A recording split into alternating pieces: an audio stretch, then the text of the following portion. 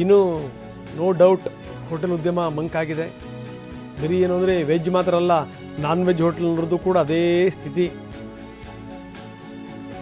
ಈ ಪೌಲ್ಟ್ರಿ ಉದ್ಯಮಕ್ಕೂ ಕೂಡ ದೊಡ್ಡ ಹೊಡೆತ. ಒಂದು ಕಡೆಗೆ ಈ ರೈತರ ಉತ್ಪನ್ನಗಳು, ಈ ಹೋಟ್ಲುಗಳೇ ಬಂದಾಗ್ಬಿಟ್ರೆ ತರಕಾರಿ ಕೊಳ್ಳೋರು ಯಾರು?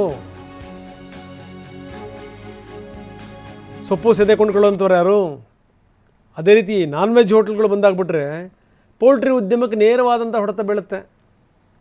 ಈಗ ನೋಡಿ, ಪ್ರತಿನಿತ್ಯ 80 kg ತಗೊಳ್ತಾ ಇದ್ದಂಥವ್ರು ಈ ಮಾಂಸವನ್ನು ಈಗ ಅಪ್ಪಿ ಬರ್ತಿಲ್ಲ.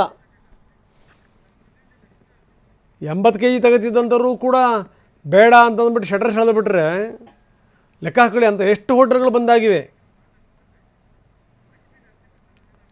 ಬನ್ನಿ, ನಮ್ಮ ಪ್ರತಿನಿಧಿ ಲಕ್ಷ್ಮೀ ನರಸಿಂಹ ಒಂದು ಪ್ರತ್ಯಕ್ಷ ವರದಿ ಕೊಟ್ಟಿದ್ದಾರೆ, ನೋಡೋಣ.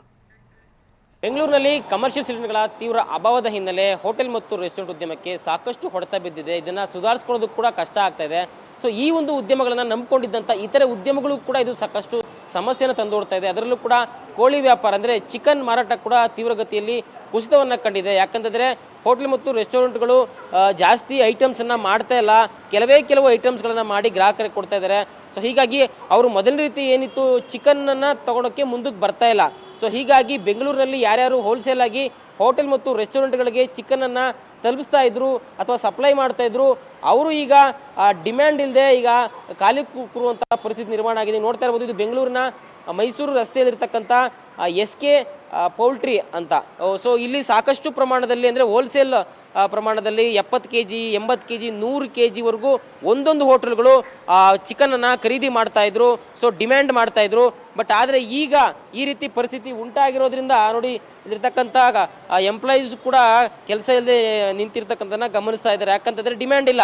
ಸೊ ಹೋಟೆಲ್ ಮತ್ತು ರೆಸ್ಟೋರೆಂಟ್ಗಳು ಇಂತಿಷ್ಟು kg ಬೇಕು ಅಂತ ಒಂದು ಡಿಮ್ಯಾಂಡ್ ಮಾಡಿದ್ರೆ ಅವರು ಅದನ್ನು ಕ್ಲೀನ್ ಮಾಡಿ, ಅದನ್ನು ಕಟ್ ಮಾಡಿ, ಪ್ಯಾಕ್ ಮಾಡಿ ಕೊಡ್ತಕ್ಕಂಥ ಕೆಲಸವನ್ನು ಮಾಡ್ತಾ ಇದ್ರು.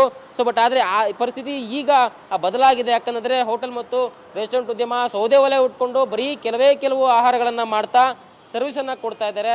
ಸರ್ಕಾರ ಆದಷ್ಟು ಬೇಗ ಈ ಒಂದು ಪರಿಸ್ಥಿತಿಯನ್ನು ಸುಧಾರಿಸಬೇಕು, ಆಗ್ತಾ ಇರ್ತಕ್ಕಂಥ ಅನಾನುಕೂಲಗಳನ್ನು ಸರಿಪಡಿಸಬೇಕು ಅಂತ ಹೇಳಿ ಆಗ್ರಹವನ್ನು ಮಾಡ್ತಾ ಇರೋದು. ಕ್ಯಾಮರಾ ಪರ್ಸನ್ ಗಣೇಶ್ ಪ್ರಸಾದ್ ಜೊತೆ ಲಕ್ಷ್ಮೀ ನರಸಿಂಹ, TV9 ಬೆಂಗಳೂರು. ಸೊ ಇದು ಸಂಗತಿ. ಇದು ಎಲ್ಲದರ ಜೊತೆಗೆ ಈ ಸಿಲಿಂಡರ್ ಸಮಸ್ಯೆ ಒಂದೊಂದು ಅವಾಂತರವನ್ನು ತಂದಿಟ್ಟಿಲ್ಲ. ಹೋಟೆಲ್ ಉದ್ಯಮಕ್ಕಂತೂ ದೊಡ್ಡ ಹೊಡೆತ ಬಿದ್ದಿದೆ. ಯಾಕಂದರೆ ಈ ಬೆಂಗಳೂರಿಗೆ ಎಲ್ಲೆಲ್ಲಿಂದ ತರಕಾರಿ ಬರುತ್ತೆ ಹೇಳಿ? ಈ ಕಡೆ ಕೋಲಾರದಿಂದ, ಈ ಕಡೆ ಚಿಕ್ಕಬಳ್ಳಾಪುರದಿಂದ, ಬೆಂಗಳೂರು ಗ್ರಾಮಾಂತರದಿಂದ. ಈಗ ಅಡುಗೆನೇ ಆಗಲ್ಲ ಇಲ್ಲಿ ಅಂತಂದರೆ ಇನ್ನೇನು ಖರೀದಿ ಮಾಡ್ತಾರೆ ಪಾಪ. ಹೀಗಾಗಿ ಏನು ಅಂದರೆ ತರಕಾರಿ ಬೆಳೆದಂಥವರು ತರಕಾರಿಗಳನ್ನು ರಸ್ತೆ ಚೆಲ್ಲಬೇಕು ಅಂತ ಸ್ಥಿತಿ ಇದೆ. ರಸ್ತೆಗೆ ಚೆಲ್ಲಿ ಪ್ರತಿಭಟನೆ ಮಾಡಿದ್ದಾರೆ ರೈತರು. ತೋರಿಸ್ತಾ ಇದ್ದೀವಿ ಆ ದೃಶ್ಯಾವಳಿಗಳನ್ನು, ಕೋಲಾರದ ದೃಶ್ಯಾವಳಿಗಳಿವು.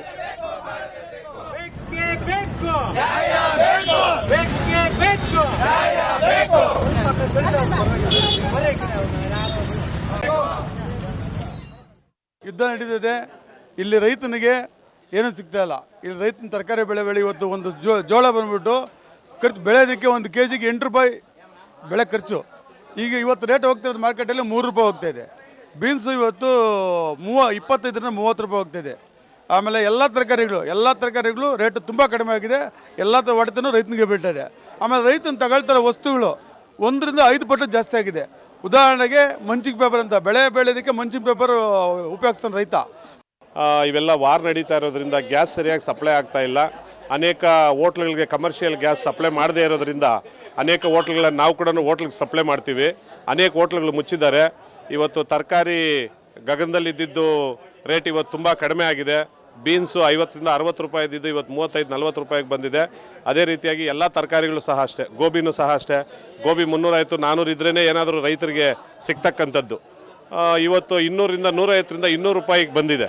ಯಾಕಂದರೆ ಹೋಟ್ಲುಗಳಲ್ಲಿ ಜಾಸ್ತಿ ಗೋಬಿ ಯೂಸ್ ಮಾಡ್ತಾರೆ. ಹೋಟ್ಲುಗಳೇ ಮುಚ್ಚಿದಾದ್ರಿಂದ ಗೋಬಿ ತುಂಬ ಕಡಿಮೆ ಆಗಿದೆ.